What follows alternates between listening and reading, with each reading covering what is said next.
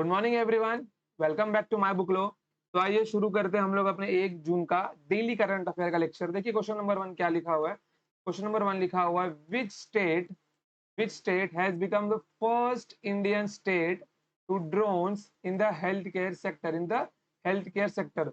कौन सा राज्य स्वास्थ्य सेवा क्षेत्र में ड्रोन्स लागू करने वाला पहला भारतीय राज्य बन गया। देखिए ये जो ड्रोन्स के ऊपर आइडिया है, इसके ऊपर काम तो बहुत समय से ही चालू था कि हम लोग अपनी हेल्थ केयर सिस्टम्स को और कैसे अच्छा किया जा सकता है। सपोज जैसे कि किसी को अगर दवाई वगैरह मंगवानी है, जो ऑनलाइन दवाई वगैरह मंगवाता है, या फिर जो एम्बुलेंस की सुविधा होती है, मतलब सपोज कि अगर एम्बुलेंस है, वो अगर कहीं पे जा रही है, बट ड्यू टू ट्रैफिक गाड़ी कहीं पे फंस गई और गाड़ी के अंदर अभी अर्जेंट किसी मेडिसिन की नीड है, तो वो हम लोग ड्रोन्स की सहायता से आसानी से पहुंचा सकते हैं। या फिर कोई इतनी बड़ी कंपनी है जो दूसरों को मेडिकल जो दूसरों को मेडिसिन प्रोवाइड करवाती है, जैसे कि अभी मैं अगर नाम लूं, जैसे कि किसका नाम लूं, अगर मैं जोमेटो का नाम लेता हूँ या फिर डूंजो का नाम लेता हूँ, ये ऐसी कंपनियां हैं जो तुरंत 1 से 1.5 घंटे के अंदर आपको खाना प्रोवाइड करवा देती है। बट अगर कोई ऐसी कंपनी है जो आपको तुरंत 1 घंटे के अंदर अंदर दवाई प्रोवाइड करवा रही है, तो वो भी ड्रोन्स के हेल्प की वजह से बहुत फायदेमंद साबित होगा। कि अगर किसी को दवाई वगैरह मंगवाना है, अगर उस कंपनी की ब्रांच उसके शहर में है, तो ड्रोन से तुरंत दवाई उसके पास पहुंच जाएगी, उसको कहीं बाहर जाने की जरूरत नहीं होगी। समझ गए? कोई दिक्कत, यहाँ पर कोई दिक्कत नहीं। सपोज अगर कोई पेशेंट है जिसको बहुत महंगा इंजेक्शन लगवाना है, लेकिन उस उस उस व्यक्ति को कम समय में अगर इंजेक्शन उस तक पहुंचाना है, तो ड्रोन्स की सहायता से भी हम लोग उसको कर सकते हैं। तो ड्रोन्स हेल्थ केयर सिस्टम में बहुत फायदेमंद सिद्ध होगा। ड्रोन्स हेल्थ केयर सिस्टम में बहुत फायदेमंद सिद्ध होगा, खास करके तब जब ट्रैफिक लगाओ। ट्रैफिक वाले टाइम में तो ड्रोन का सिस्टम बहुत ही ज्यादा फायदेमंद सिद्ध होगा। तो ये कौन सा राज्य बन गया? ये आपका बन गया उत्तराखंड राज्य। और एक मूवी और है, मेरे को मूवी का नाम अभी याद नहीं आ रहा है। उसके अंदर क्या रहता है, उसके अंदर हीरो का प्रोजेक्ट होता है ड्रोन्स के ऊपर, कि वो अपने सिटी के हेल्थ केयर सिस्टम को ड्रोन्स की सहायता से कैसे अच्छा बना सकता है। ये उसका एक प्रोजेक्ट होता है जो बाद में जाके एक बहुत अच्छा और बहुत बड़ा स्टार्टअप का प्रोजेक्ट बन जाता है। समझ गए? तो ये आइडिया बहुत अच्छा है। और ये आज के टाइम पे, मतलब कि पहले छोटे-छोटे शहरों में था, लेकिन अब पूरा एक नेशनल लेवल पे, एक स्टेट लेवल पे इसको लॉन्च किया जा रहा है। चलिए आगे बढ़ते हैं।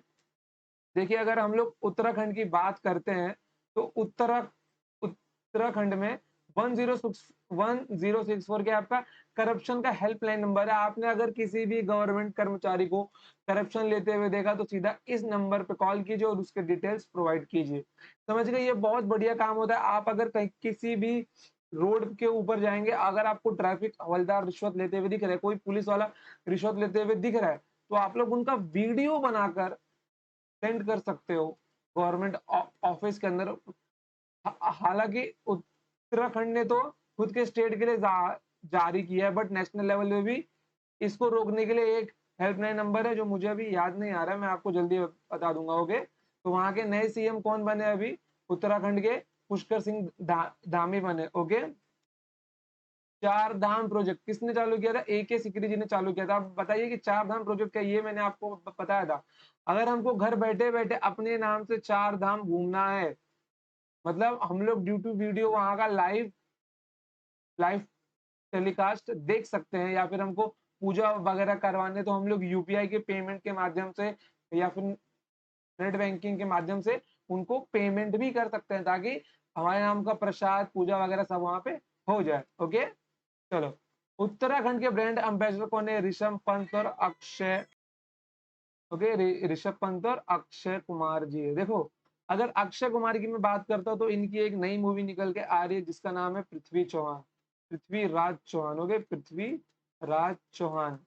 और अगर मैं अपना सीरियसली रिव्यू दूं, तो ये मूवी रियलिटी में हिट जाने वाली नहीं है। क्यों नहीं जाने वाली गाइस? क्योंकि देखो, पृथ्वीराज चौहान जैसा भारी भरकम कैरेक्टर में, मतलब बोल सकते हैं ना, एक ऐसा राजा जिसने इतिहास में अपना नाम दर्ज किया है खुद के हिम्मत के ऊपर, उसका कैरेक्टर दिया अक्षय कुमार जैसे बंदे को। देखो मैं ये नहीं बोलता कि ये बंदा एक्टिंग अच्छी नहीं करता है, लेकिन रियलिटी अगर देखी जाए तो इसको सबने देखा है एज अ कॉमेडियन कि हाँ ये कॉमेडी वाले रोल में ज्यादा सूट करता है। अब देखो, अब अगर हम लोग इसी की जगह केजीएफ की बात करते हैं, अगर हम लोग इसी जगह केजीएफ की बात रखते हैं, तो केजीएफ 2 को बनने में 2 साल से ज्यादा का समय लग गया था, 2 साल से भी ज्यादा का समय लग गया था। ओके, मतलब कि जब मेरा भाई अपने सेकेंड ईयर में था तब केजीएफ फर्स्ट रिलीज हुई थी, और आज उसको ग्रेजुएशन को खत्म हुए 3 से 4 साल हो गए, तब केजीएफ 2 आया। मतलब 3 साल से भी ज्यादा का टाइम लग गया। मतलब उसके एक्टिंग को केजीएफ ने, मतलब कौन सा रॉकिंग स्टार यश, उसने अपने अंदर उतारा था, तब जाके 3 साल का समय लगा था। ओके, बट पृथ्वीराज चौहान की एक्टिंग अक्षय कुमार ने केवल 2 मंथ्स के अंदर ही खत्म कर दी थी। और इनका एक एड भी आया था विमल को लेकर। ओके, अब ये जो एड था, इस एड ने तो इनके इमेज की पूरी धजिया उड़ा दी, क्योंकि विमल वालों ने इनको ऑफर किया था 100 करोड़ रुपीज। कितने? 100 करोड़ रुपए ऑफर किया था। मतलब समझ लो कि ये देश के एक ऐसे एक्टर हैं जो फिटनेस के नाम से जाने जाते हैं, वो अगर विमल जैसे चीज का प्रचार कर रहे हैं तो क्या असर पड़ेगा। क्योंकि पहले अजय देवगन और शाहरुख खान तो थे ही, बट अभी अगर लाइन में ये भी आ गए, बाद में इन्होंने माफी भी मांगा था ऑब्वियसली। ओके, तो according to me Akshay Kumar is not a perfect candidate for the role of Prithviraj Chauhan. Okay, बाकी सबकी अपनी अपनी इच्छा है, क्योंकि ये मूवी मेरे हिसाब से हिट जाने वाली नहीं है, क्योंकि इसके अंदर जो सबसे अच्छी एक्टिंग मुझको लगी है वो लगी है संजय दत्त जी की। बहुत अच्छी एक्टिंग, मतलब ऐतिहासिक मूवी के लिए अगर पृथ्वीराज चौहान की जगह संजय दत्त को लिया होता तो मेरे हिसाब से मूवी बॉक्स ऑफिस का रिकॉर्ड तोड़ तोड़ देती। और अगर उनको रखते तो, क्योंकि पृथ्वीराज चौहान में अक्षय कुमार जी का रिकॉर्ड शायद ही बॉक्स ऑफिस तोड़ पाए। ओके, क्योंकि पृथ्वीराज चौहान में अगर मैं एक एज ऑडियंस होके बात करता हूँ, तो मैं सिर्फ संजय दत्त वाली पृथ्वीराज चौहान देखता, ना कि अक्षय कुमार वाली। ओके, ड्रोन फैसिलिटी ये किस कंपनी द्वारा लागू किया जा रहा है? Let red cliff labs and sky air द्वारा। ओके, चलिए, who has been appointed as the new lieutenant governor of Delhi? New lieutenant governor of Delhi कौन बना है? ये विनय कुमार सक्सेना जी बने। विनय विनय आएगा, ये विनय कौन लिखा है? टाइपिंग मिस्टेक हुआ है, कोई बात नहीं। विनय कुमार सक्सेना। अब बताइए आप लोग, सत्यपाल मलिक कौन है? ओके, सत्यपाल मलिक कौन है ये आप लोग बताइए। और इनको अभी रिसेंट में एक अवार्ड भी मिला है, वो कौन सा अवार्ड मिला आप मुझे कमेंट सेक्शन में बताइए। ओके, देखो अगर आपको आंसर नहीं आता है ना, तो क्वेश्चन को स्किप मत करना बच्चों। क्वेश्चन को स्किप करने से अच्छा है कि आप लोग उसका आंसर गूगल कर लो, क्योंकि इससे आपको बहुत फायदा होगा। कम से कम आप लोग गूगल गूगल के माध्यम से आंसर आपको याद तो होगा। समझिए, चलो, केवीआईसी का हेडक्वार्टर कहाँ पर है? मुंबई में है। न्यू सीएम ऑफ त्रिपुरा कौन है? मानिक शाह है। 16 डिस्ट्रिक्ट ऑफ नागालैंड कौन है? श्यामा तोर। Okay, and 23rd district of Punjab का नाम क्या है? मालेर कोटला। और आप सबको रिसेंट न्यूज पता है कि जो ये अभी कौन से पंजाब के सिंगर थे, मूसा वाला। ओके, उनका हो गया मर्डर। और अगर इस मर्डर को देखा जाए तो ये पूरा प्लान्ड मर्डर था, पूरा का पूरा प्लान्ड मर्डर था। ओके, वो जहाँ के नेता थे वहां पे सरकार थी आम आदमी पार्टी की, लेकिन वो नेता थे कांग्रेस की, क्योंकि वहां पे गठबंधन वाली सरकार थी। और मर्डर के एक दिन पहले ही उनके ऊपर से पुलिस की सिक्योरिटी हटा ली गई थी। तो मतलब देखो, जैसे ही पुलिस की सिक्योरिटी हटी, उनके ऊपर कम से कम 30 गोलियां चली थी। वो भी किसकी मालूम है? किसकी? राइफल की। ऐसा भी नहीं कोई छोटा मोटा बंदूक था, पिस्टल था, नहीं, 30 गोलियां उनके ऊपर चली थी, वो भी राइफल की। ओके, तो इनका नाम आप याद रख सकते हो कि हाल ही में सिद्धू मूसेवाला का जो मर्डर हुआ था, मतलब कि कौन से सिंगर का निधन हुआ था, ये क्वेश्चन पूछा जा सकता है आपके छोटे मोटे एग्जाम्स के अंदर। ओके, चलिए, who has been selected for the lifetime achievement award EAL award for 2021? lifetime achievement award EAL award 2021 के लिए किसे चुना गया है? बताइए किसे चुना गया है EAL अवार्ड के लिए? ये चुना गया है ए आर वेंकट चलपति को। किसको चुना गया? ए आर वेंकट चलपति को चुना गया है। चलिए, क्वेश्चन नंबर 4 देखिए, which state has won the 12th hockey India sub junior women's national championship 2022? किसने जीता है? बताइए किसने जीता है? ये जीता है आपका हरियाणा ने। किसने जीता है? हरियाणा ने जीता है। ओके, हरियाणा ने जीता है। चलिए क्वेश्चन नंबर 5 देखिए, which company has become the first company in India to trade domestic gas on Indian gas exchange? कौन सी कंपनी भारतीय गैस एक्सचेंज पर घरेलू गैस का व्यापार करने वाली पहली भारत की पहली कंपनी बन गई है? बताइए कौन सी कंपनी बन गई है? Oil and natural gas corporation, ONGC. और मेरा आपसे सवाल ये है कि ओएनजीसी की नई सीएफओ कौन बनी है? ये मैंने अभी रिसेंट में बताया भी था क्योंकि न्यूज में था। बताइए यहाँ की नई सीएफओ कौन बनी है? चलिए आगे, सबका आंसर कमेंट करना है आपको। मैं बोल रहा हूँ, देखो जिसने भी ये वीडियो पूरी देखी है कमेंट करो, नहीं पता है तो गूगल इट यार, गूगल करो, सीधी सी बात है, कम से कम एक आंसर तो आपको याद होगा। चलो, who among the following has won the Spanish grand prix in Barcelona? निम्नलिखित में से किसने बार्सिलोना में आयोजित स्पेनिश ग्रैंड प्रिक्स जीता है? किसने जीता है बताइए?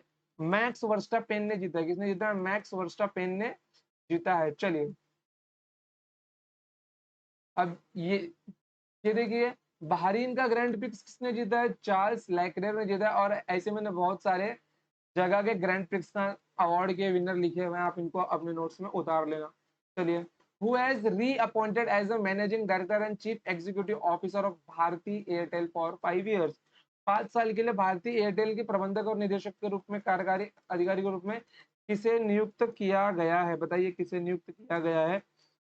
ये नियुक्त किया गया आपके गोपाल विट्ठल। किसको नियुक्त किया गया है? गोपाल विट्ठल को नियुक्त किया गया है। चलिए, which country's government has approved seeking a $500 million loan from the Exim Bank of India? किस देश की सरकार ने भारतीय एक्सिम बैंक से $500 मिलियन के ऋण की मांग को मंजूरी दी है? श्रीलंका। ओके, श्रीलंका। श्रीलंका ने मंजूरी दी है। किस देश की सरकार ने? ओके चलिए, क्वेश्चन नंबर 9 देखिए, what is the rank of India in the World Economic Forum Travel and Tourism Development Index? World economic forum travel and tourism के इंडेक्स में इंडिया का रैंक क्या है? Travel and tourism development index में India का rank क्या है? India का रैंक है 54th रैंक। कितना रैंक है? 54th रैंक है। चलिए क्वेश्चन नंबर 10 देखिए, who has awarded the committed leader award eight CII Excon 2022 इन बेंगलुरु? बेंगलुरु में CII एक्सकॉन 2022 में प्रतिबद्ध नेतृत्वकर्ता सम्मान में से किसे सम्मानित किया गया? बताइए किसे सम्मानित किया गया? अंजलि पांडे को सम्मानित किया गया। किसको सम्मानित किया गया? अंजलि पांडे को सम्मानित किया गया। क्वेश्चन नंबर 11 देखिए, who has become one of the youngest Indian mount who has become the one of the youngest Indian mountaineers to summit Everest Base Camp EBC in the Himalayan ranges in Nepal? कौन नेपाल में हिमालय पर्वत माला में Everest base camp EBC को फतह करने वाले सबसे कम उम्र के भारतीय पर्वतारोहियों में एक बन गया है? बताइए कौन है वो है आपके रिदम ममानिया। कौन है? रिदम ममानिया है। अब अगर मैं यहाँ पे आपको एक और जनरल नॉलेज की बात बताते हुए कहूँ तो देखिए, यहाँ पर आपको एक पर्वत और पता है जिसका नाम है कैलाश कैलाश पर्वत। ओके, और ये हिंदू धर्म के अंदर बहुत पवित्र स्थल माना जाता है, जो कि अभी फिलहाल में तिब्बत में है, चाइना के अंडर में आता है। इस पर्वत पर आज तक एक भी पर्सन चढ़ नहीं पाया है। जिसने भी चढ़ने की कोशिश की उसकी डेथ हो गई है या फिर वो उतर कर वापिस आ गया। और ये भी देखा गया जितने लोग ने चढ़ने की कोशिश की है उनकी एज ऑटोमेटिक बढ़ने लगी, और जैसे वो नीचे आते हैं उसके 1 साल के बाद उनकी डेथ हो जाती है। ओके, ऐसा माना जाता है कि कुछ प्राकृतिक शक्तियां हैं जो इस पर्वत की रक्षा कर रही हैं। कोई भी जो आदमी आध्यात्मिक नहीं है वो इस पर्वत पर चढ़ ही नहीं पाएगा। यहाँ तक कि चाइना भी हेलीकॉप्टर लेकर इस पर्वत पर लैंड नहीं कर पाएगा। सबको लगे जमीन से नहीं जा पा रहे तो हम लोग हवा से जाएंगे, लेकिन चाइना तो भी नहीं चढ़ पाया था। यह आज तक अजेय बना हुआ है। ये पर्वत आज तक अजेय बना हुआ है, कोई चढ़ ही नहीं पाया। देखते फ्यूचर में कोई चढ़ पाता है कि नहीं चढ़ पाता है इस पर्वत के ऊपर। क्वेश्चन नंबर 12 देखिए, recently who among the following has defeated world champion Magnus Carlsen twice? हाल ही में निम्नलिखित में से किसने विश्व विजेता मैग्नस कार्लसन को 2 बार हराया है? किसने हराया है? प्रज्ञानंद रमेश बाबू। ओके, इन्होंने हराया। चलिए, विच IIT and Indian railways had collaborated to develop India's first indigenous hyperloop। अब देखिए यहाँ पर सबसे मेन इंपॉर्टेंट टर्म देखिए हाइपरलूप क्या है। हाइपरलूप क्या है? हाइपरलूप एक ऐसा चीज है जहां पर एक ग्लास का चेम्बर बनाया जाएगा। अगर मैं डायग्राम बनाऊं तो वेट को लूं, किसको लूं,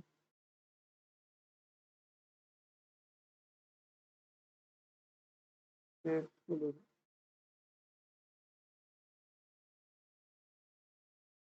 चलो आपको यहीं पे दिखा देता हूँ, कोई बात नहीं।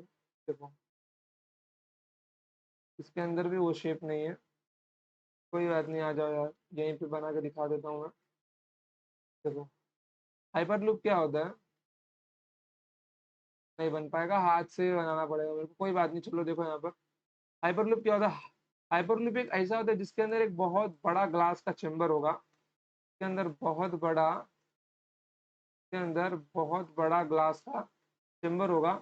और इस ग्लास के चेम्बर में, और इस ग्लास के चेम्बर में से क्या होगा, आपका एक ट्रेन पास होगा, हाई सुपरसोनिक स्पीड के ऊपर एक ट्रेन पास होगा, जिससे पब्लिक गुड्स और पब्लिक को ट्रांसपोर्ट किया जाएगा। ओके, अब ये हाइपरसोनिक लूप क्या होगा, ये क्या होगा, ग्लास चेम्बर होगा जो बहुत मजबूत ग्लास से बना हुआ होगा, और जिसके अंदर हाई सुपर स्पीड के ऊपर ट्रेन चलेगी। जैसे कि आपने फिल्मों में भी देखा होगा कि एक चैम्बर के अंदर एक ट्रेन रन हो रही है जो कि एज अ बुलेट ट्रेन के टाइप में रहेगी। तो ये फर्स्ट इंडिया का हाई ये हाइपर लूप का जो समझौता है किस IIT ने किया है, ये किया है आपके IIT मद्रास ने। किसने किया है? IIT मद्रास ने किया है। ओके, चलिए बढ़ते हैं आगे फिर। Question number 14, who has won the William E कॉल्बी award 2022 for his military and intelligence writing.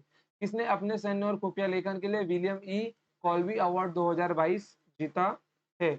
बताइए किसने जीता है? ये जीता है वेस्ली मॉर्गन ने। किसने जीता है? वेस्ली मॉर्गन ने जीता है। चलिए, तो ये जो क्वेश्चन नंबर 15 है आपके लिए होमवर्क क्वेश्चन है, इसका आंसर आप लोग कमेंट सेक्शन में देना। भारत के उर्वरक क्षेत्र में सहयोग करने के लिए किस देश के साथ समझौता ज्ञापन पर हस्ताक्षर किया गया है? इजराइल, यूएई, सऊदी अरब या फिर जॉर्डन। ओके बच्चों, तो आज के लिए इतना ही, मिलेंगे next time. Till then tata bye bye, जय हिंद जय भारत, पढ़ते रहिए और खुश रहिए। मिलेंगे next time, love you all.